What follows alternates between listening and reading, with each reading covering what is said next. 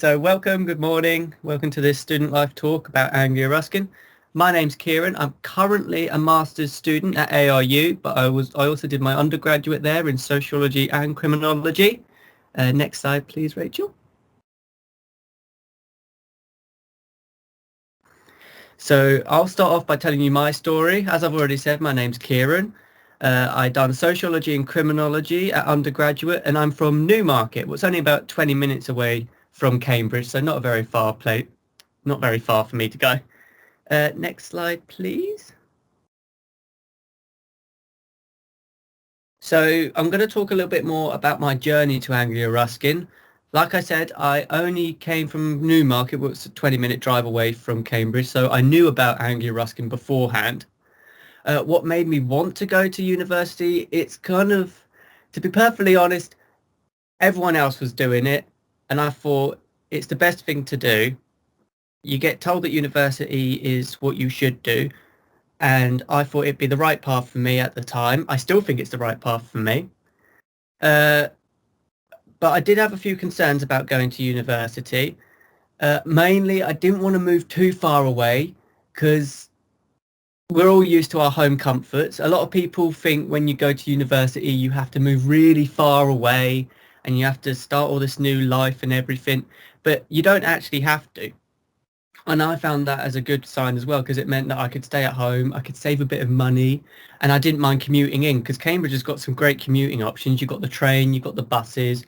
It's a city for cyclists as well, so if you like cycling, you can easily get around.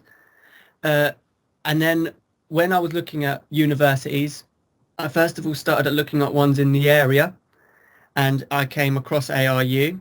Again, I'd heard of it before. I went past it multiple times before, and I saw that they had an open day.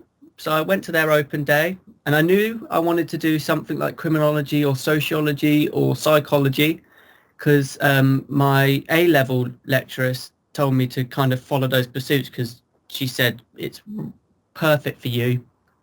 You should really look into it. So I went to the open day on one of the days that they had some lecturers from criminology. I met some amazing people. All the lecturers are absolutely lovely. They are friendly. They ask all my questions. The university is brilliant. And then I met some of the ambassadors as well. So the ambassadors are brilliant. The people are brilliant. The facilities are lovely. I won't lie. Tooting ARU's horn. I love the facilities at Cambridge. We've got such a lovely library and everything. And all those things put together kind of made me think, do you know what? I think I'm going to choose ARU as my first option. So I put ARU down as my first option, came to results day, and I got in. Next slide, please, Rachel.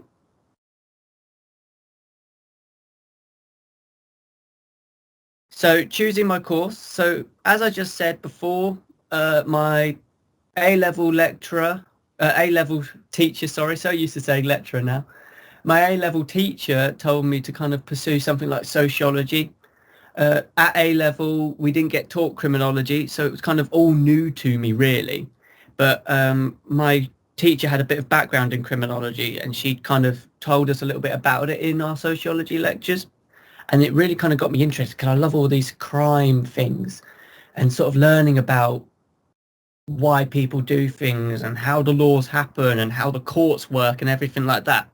And it made me really want to do criminology. But I also wanted to continue doing sociology, because I absolutely loved sociology.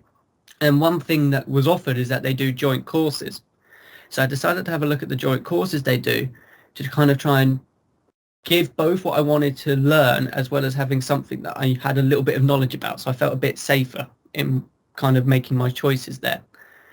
They also do other choices as well. There's criminology and psychology. So if you like your psychology, you can do that as well.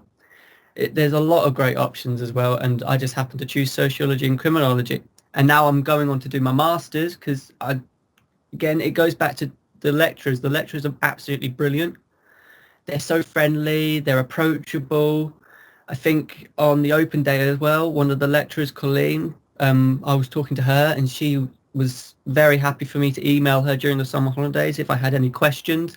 They're all lovely people, and you can go to them with any of your concerns. Anything that you kind of don't feel comfortable with, you can go and talk to them about. It's really such a great place. So next slide, please, Rachel.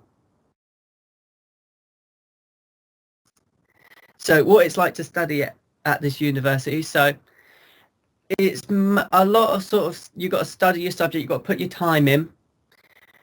It's not all sort of parties. You have got to put a lot of effort in. You've got to get your mind in the right headspace. You've got to manage your time as well. Again, a lot of that time you can, in normal circumstances, you can go to the library with your friends, sit down, get some work done, have a good discussion going on with them. But at the moment, and also a lot of the time, if you want to get some real serious work done, you can get some work done by yourself, sit in the library. I mean, the library's got 3 levels of quiet and then 1 level of complete silence. So you can find whatever you really want to do if you want to kind of sit and kind of just get some work done. The structure of it all is that there's lectures and seminars. I'm sure you know what a lecture and a seminar is. I don't have to tell you that much. But the lectures are very much information based. You get all the information you need, and then the seminars you can talk to them about it. It's more sort of personal. If there's any questions from the lecture, sorry, Rachel. Again, even though I knew Cambridge, it's still funny to go there as a university because there's places in Cambridge I never knew about, and just happening to be there more often, sort of like 3-4 days a week, it meant that I explored more of the city as well.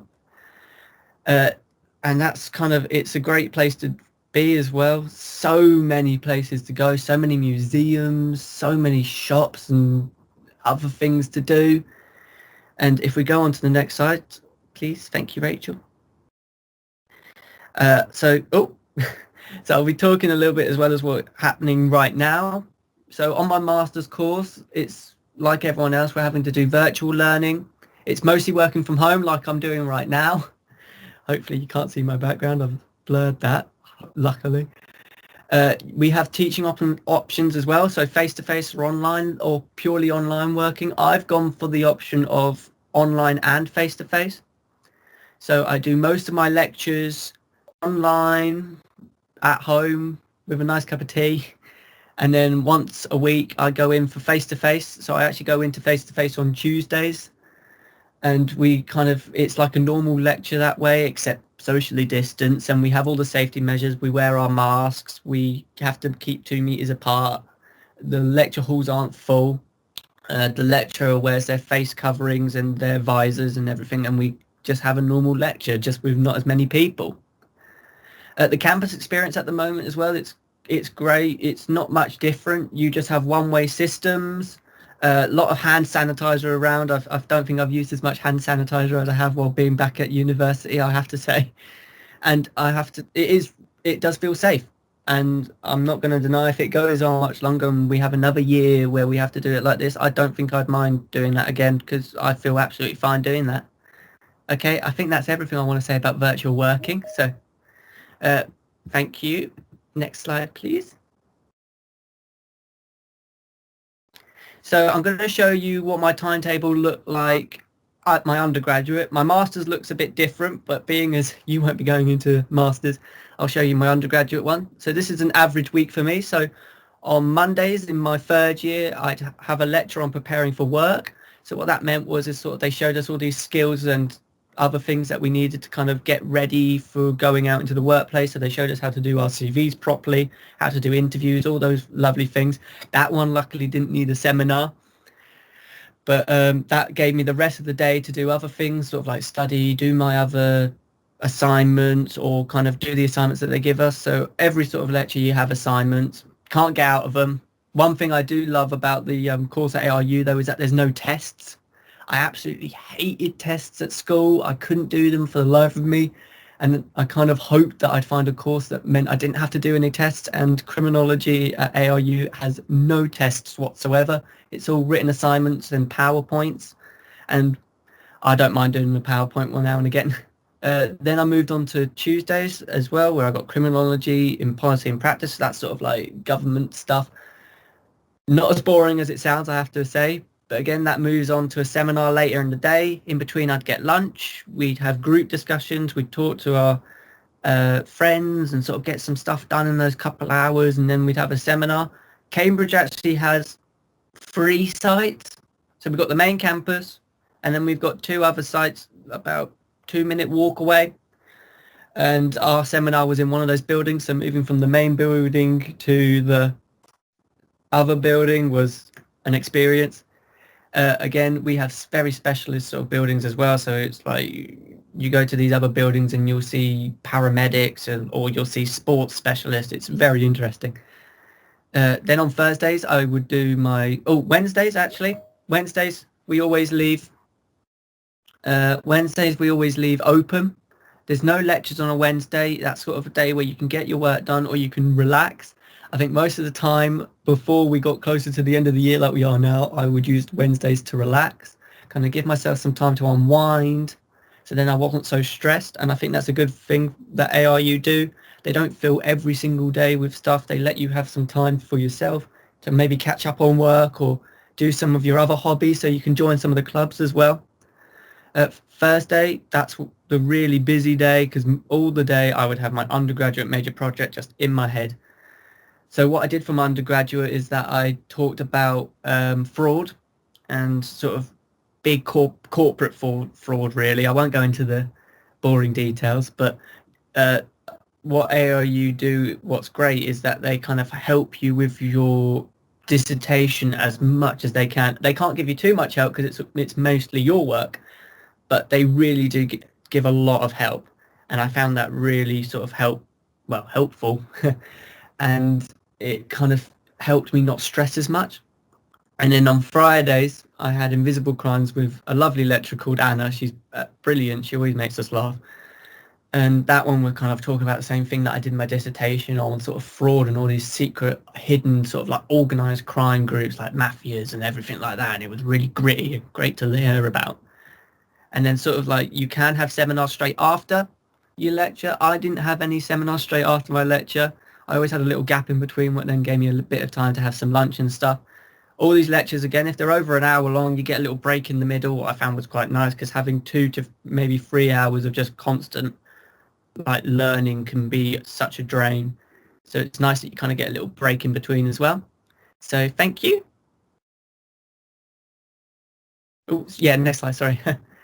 So here's sort of like an example of a day in my life. So at 8:45, I'd leave my house for a day at uni. Didn't take me that long, 15 minutes to get to uni from where I live. And I'd start sort of like, I'd have a meeting with my personal tutor. So what a personal tutor is sort of like there's someone that you can talk to. You can go see every week, every day if you'd like to, if they've got a slot for you. And you can kind of discuss your uni work or anything else that's going wrong or just anything that's going right if you want to kind of praise yourself and kind of hype yourself up. They mainly are there to kind of help you with your assessments and your lectures. My personal tutor was also the person that I went to for my undergraduate major project, so my dissertation. So that was helpful because they knew sort of my writing style and everything. So that was a great help. Most days I had an early lunch because I didn't like sort of going into the lectures with a bit of lunch. You can do if you want to, but I didn't like doing that. So sort of like between 11 to half 11, I had an early lunch. Then sort of midday to 1 p.m, I had my lecture on invisible crimes. So this is my Friday day. After my lecture, we'd find one of the places to go work, or we'd go in the library and get some work done. Me and my friends, we'd kind of get some group discussion going. If we weren't too sure about something or we had a presentation to do, we'd sit in there and get it all started and get it done and out of the way. And then after that, we'd have our seminar. Seminar, again, only an hour, so it wasn't too bad. We'd enjoy that as well because it meant that we can ask more sort of in-depth questions, get some more in-depth answers back. I really enjoyed seminars, I won't lie. They were a way for me to kind of ask questions without so many people in the room. So it meant that I could kind of ask questions without sort of being scared of like other people questioning what I was saying, or, well, not questioning, but sort of me being worried what they'd think about me and stuff like that. So it's great. I love seminars. Then after that, it was more sort of social stuff. So I'd catch up with my friends. I'd then go to the gym. And then after that, I'd work on my assignments at home, kind of get some stuff going. And then if it was a Friday, we might go to the pub for a little bit, me and my friends, and kind of just have a nice little relax at the end of the week. So that's sort of a day in my life as an undergraduate uni student. Masters isn't much different, except with COVID going on, it's mostly staying at home and no going to the pub, what I miss. So can I have the next slide, please, Rachel? So, hope you love the pictures. One thing as well about this university is you have a lot of independence. So if you move away from home, you can meet some brilliant housemates. So in first year, you can get into the student accommodation that's on campus or around the uni. I've been to some of my friends' places that are around the unis. Some of them are lovely. Some of them, if they rented privately, weren't as nice, but they were still livable, and I enjoyed myself a lot. They said they enjoyed themselves. Again, you can go on trips with criminology. So some of the places that we've been have been Poland to see Auschwitz. We've been to Iceland. We've been to the United States. We also have a great mascot. We've got the Ruskin Rhino. So there's a picture of some of us from our year with the rhino. And then you can make some great friends as well. So I've got some really close friends. You can also join some clubs and societies. So if there's like any sports that you really love, you can join some of these societies and clubs. There's also clubs as well that are more tailored to your course. So there's a law society. I found them quite interesting. I didn't join them in the end, but I heard that they're really great. They're psychology clubs as well. I'm not sure if criminology have got a society, but if you wanted to start a society, it's really easy to start a society. I think one thing as well is that you have to learn to cook. Some of my friends who moved away had no idea how to cook when they first moved, and now before COVID, we were always going around theirs and having meals and everything like that. And then I think a great thing as well about being at university is you've got to learn to budget. I had to budget for travel, I had to budget for petrol, or if I was getting the train, I had to also budget for rent and stuff like that, sort of food bills. It's a really good way to kind of learn how to live in our society. And I think I keep saying it, but I absolutely love university. And it's why I've come back to do my master's, really. Next slide, please, Rachel. So I'm going to talk a little bit about the accommodation. I didn't have accommodation. I commuted from home, but I've been in enough accommodation with my friends to know a little bit about them. So we have some halls. There's a few on-campus ones, and they're vary in size, but ensuite we get larger rooms, smaller rooms, obviously. We also have shared housing. So I think first years you mostly kind of get the uni accommodation, you meet your friends, you get close with them. And then after that, once you've got your little close group, you can move into a house with them in sort of second and third year. And the houses are lovely in Cambridge. You always have this anticipation that, oh, uni houses are going to be horrible, but they're actually kept to a great standard. And I was a bit worried when some of my friends were like saying, oh, yeah, we're going to move into this house. And I was like, okay, I stayed at home. I wish I kind of joined in with them, because when they moved into a house, it was really lovely. And I think a good thing about it is that again, you get your independence from that. You kind of learn how to survive, and you get this dynamic of sort of like, oh, whose turn is it to cook, or whose turn is it to clean? And then you can work with your friends at home and everything. It's absolutely brilliant. But if you don't want to move in and you can be like me and commute in, it's really easy. Cambridge has got great connections through buses, coaches and trains. Some of my friends, they travel from Norwich, they travel from Chelmsford, they drive in, they get the train in, they get the bus in. It's really easy to travel in as well. So if you don't want to move away from home and you want to travel in, that's a great option as well. I can't say anything bad about it. I really think that commuting, it's not as bad as it seems. I've dealt with traffic on a couple of days, but everyone deals with traffic. So I think that's everything for accommodation as well. Thank you, Rachel. Ooh, next slide. Yeah. So once you So once you decide to go to ARU and you get your results and you get accepted, there's a load of things to kind of get you adjusted to being at ARU. So we have our welcome week. So in our welcome week, we have sort of like these opportunities to come and meet the lecturers. If you didn't come to an open day, you can as well come in and kind of see all the things that ARU offer. We have all the sports teams kind of like competing against each other. It's brilliant. And then like when I came for my welcome week, we had this rock climbing wall in the middle of the courtyard, and it was brilliant because this man had a little dog, and that's all I can seem to remember is this little dog just in the courtyard sitting there happily watching people climb this wall. And we also have this Freshers' Fair, so that's a day where you can kind of have a look at all the societies and all the clubs and everything that ARU offers, and you can sign up to all these things and even sign up to be an ambassador like me. I mean, I get paid to do things like this. I get paid to show people around the university, and you can sign up and do stuff like that. So if you're worried about money or not getting a job, you can very easily get one through uni, or if you don't want to work for uni, they can very easily help you find a job. Like they've been doing it for years. They know the sort of places that look for students, the sort of places that accept students really easily. But if you want to do something more specialist, they can also help you with that. And a great thing as well is that we have student discounts. I absolutely love student discounts. Uni Days, Student Beans, all those apps. And then you can walk into a unit shop as well and show them your student ID. I think it's become my norm now to walk into a shop and say, do you take student discount? It's so another great thing about being at university, the amount of clothes that you can buy on student discount. So yeah, it's all about getting involved. So let's move on, please, Rachel.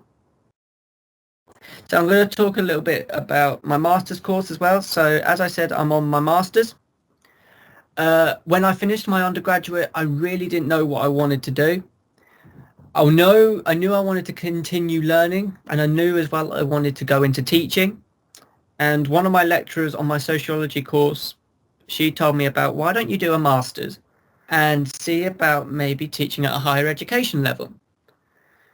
I didn't know anything about it. I was completely in new waters. I didn't know anything about sort of like what needed to go into teaching or what sort of qualifications I needed. It was kind of one of those things of, it was getting to the end of the year. I knew I'd always had this fascination with sort of like teaching and staying in education and everything.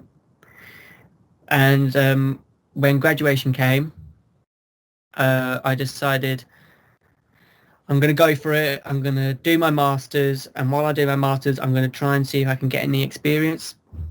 I've gotten some experience for ARU. If you're a student or if you want any help, they're brilliant. Like I said, you can get ambassador jobs. You can.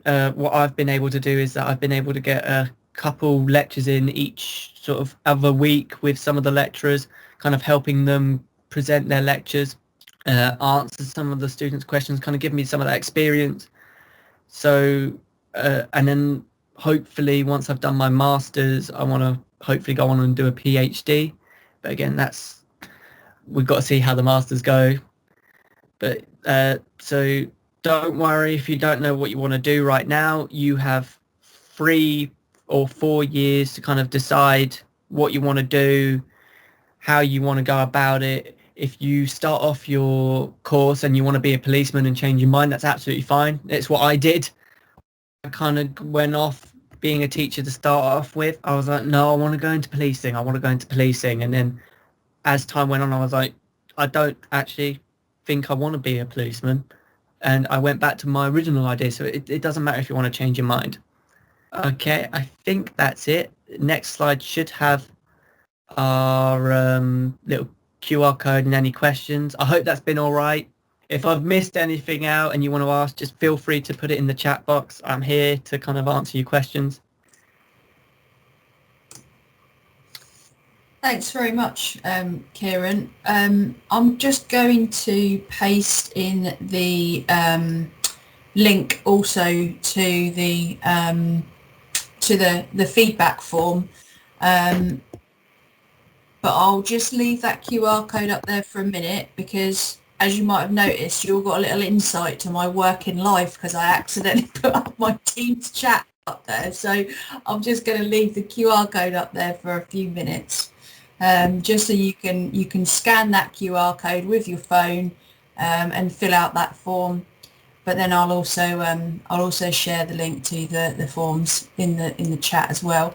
And while you're doing that, it'd be great if those of you that are here could have a think about some questions that you might like to ask Kieran. And as I said at the beginning, you're more than welcome to put it in the chat function, or if you're feeling sort of confident and brave and you want to switch on your mic or switch on your camera, please do feel free to do that as well. Go ahead, Lauren.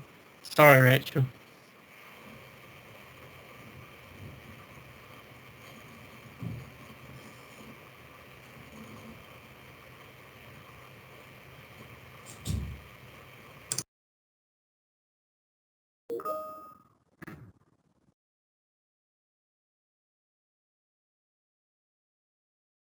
Oh, yes, sorry.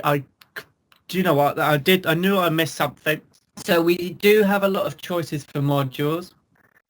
Every year you kind of get given, you get your compulsory modules that you have to do every year, and you get a choice of 3 or 4 optionals, and then what you choose from your optionals adds up to a total amount of points that you get for that year. In the first year, second year and third year, I can't remember every single one, but some of the options were, like I said, invisible crimes, trials and errors, policies in practice. We also have other ones kind of more tailored to crime types as well. So we don't do a lot on serial killers, I'll say. Very touchy area, serial killers. I won't go into that, but we don't have courses on that. But we do have a lot of courses on sort of like criminal types. I mean, I'm going to toot the area that I love, invisible crimes. Absolutely love it. All these sort of hidden crime types, sort of like mafia types, all these sort of places.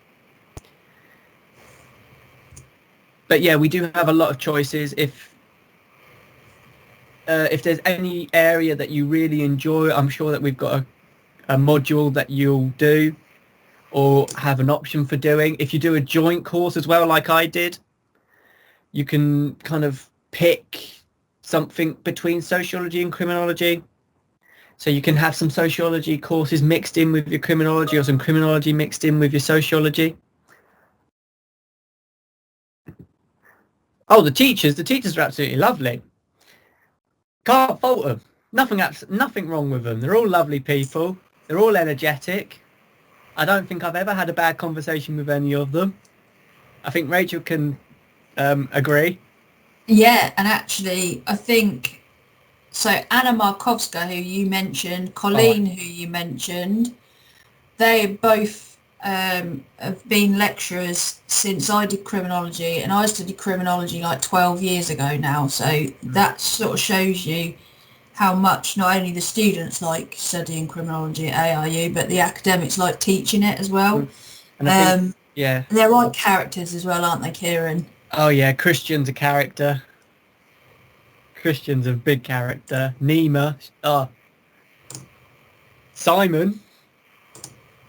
Yeah, you'll all love Simon. Get along with Simon brilliantly.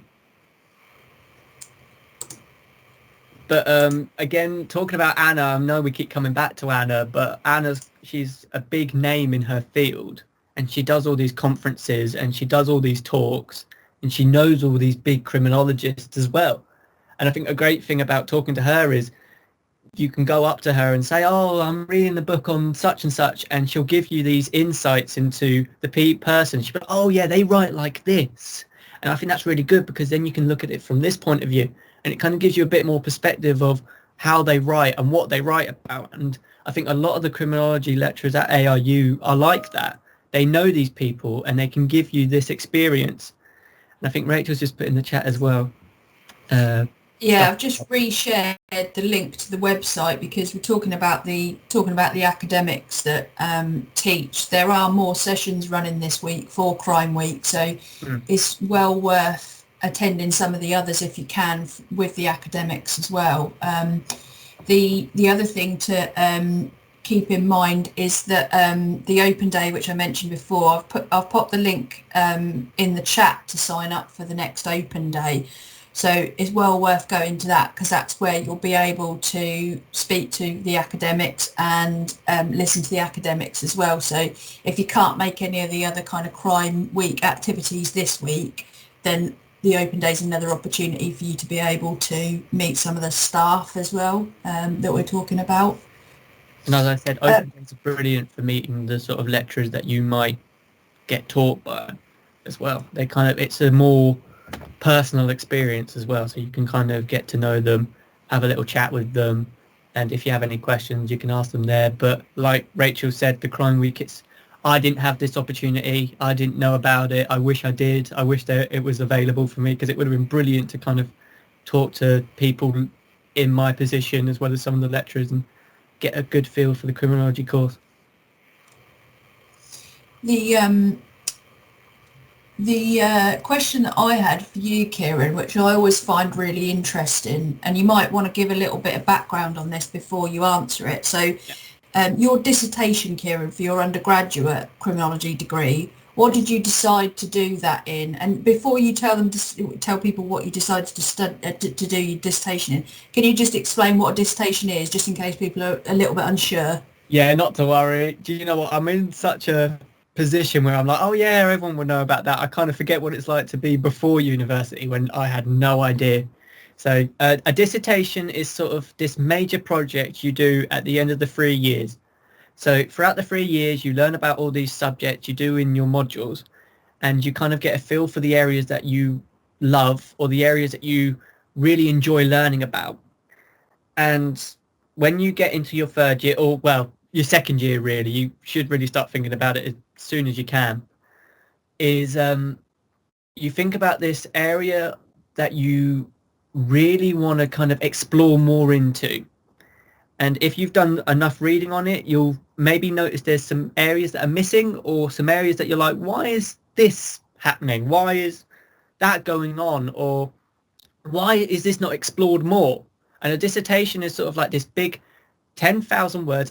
Again, 10,000 words sounds a lot, but when you split it up into different parts, it's not that bad. It's like, I'd want to say maybe 3, maybe 4 regular essays, and you can get that done really easily. But it's 10,000 words on a specific subject that you love, and it should really be something that you love, because if you're writing 10,000 words for it, it really has to be something that you know a bit about, or something that you really want to learn more about. So what I done my on is the representations of benefit fraud versus banking fraud. And the reason I done that is because when I read all the literature, they always spoke about, oh, fraud in general, or they always spoke about, oh yeah, these people that cheat the benefit system, or people that got away with banking fraud, like or money laundering, like and I think what I didn't notice is how people never compared them.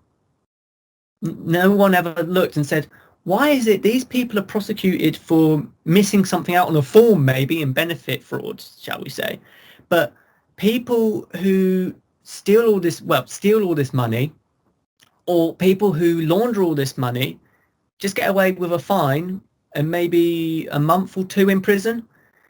And it brought it all back into this class thing. So again, taking it back to my sociology, I was like, oh, I really want to do something that links both my sociology and criminology.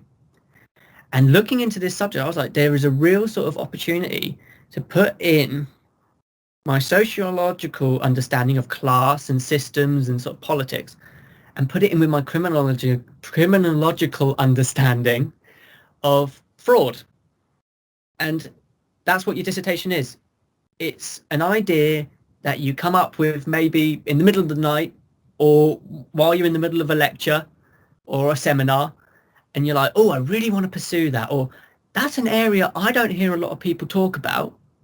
And you go off and you can do primary research, you can do questionnaires, you can do all sorts of things to kind of get some feedback from people.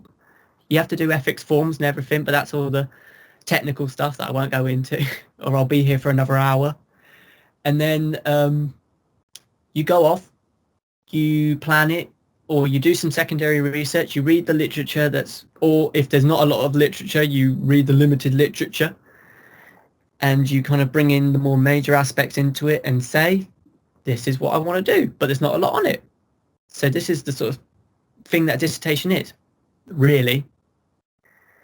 It's just an area that you love and you want to learn more about. I hope that's all right, Rachel, because I feel like I was going on a tangent there.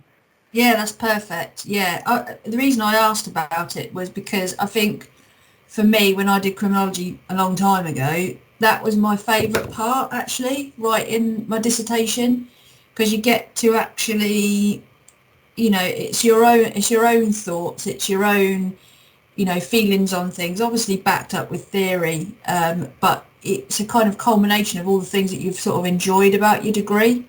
Yeah, I think you've summed it up and perfectly. You can focus on the thing that you like the most about your degree, which is really cool.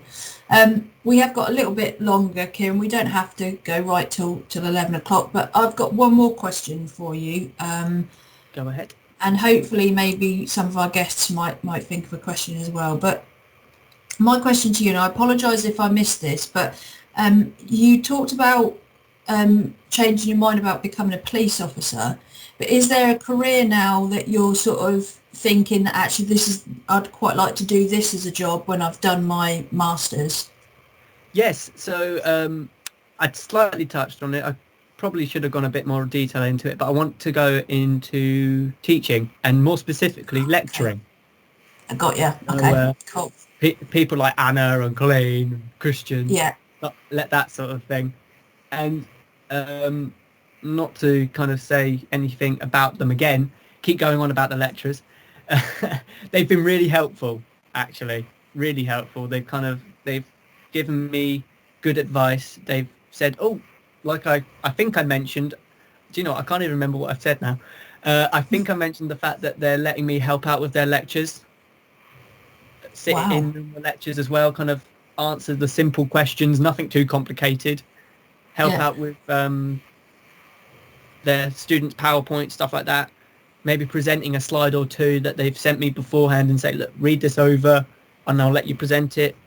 And I think, after I went off the policing idea, it was a sociology teacher, I think I said before, that turned around to me and said, have you ever thought about going into teaching? So these people, I think Rachel can agree, these lecturers have been doing this for so long, they kind of know they can tell what people shouldn't do, and they can tell sort of like, this person would be good in this area, or I can really see this person going on to do this. So it's sort of like, if you get this connection with the lecturers, it can really help you in the future as well, because they can turn around and happily say to you, look, I really think you should go into doing this, or have you considered doing this? And it's a lot of help. So I hope that answers your question, Rachel. Yeah, that's brilliant. Thank you, Kieran. Yeah, that's really good. And it is a lot of universities about network building as well. I hate the term networking. I think it's nonsense, but getting to know people that are on the course, your peers, the academics, other staff, is really useful for your future as well, isn't it? Because like you just said, Kieran, they're giving you opportunities to practice teaching, sort of informally, but it's giving you that opportunity to sort of push your boundaries a little bit and test the waters and see if it is something that you want to do, and it seems like it does, so that's really good. Yeah, like you said, networking, I hate the word, but it is a lot of what adulting is. Yeah. But okay. Enjoy the undergraduate, and hopefully we'll see some of you next year. Yeah, exactly.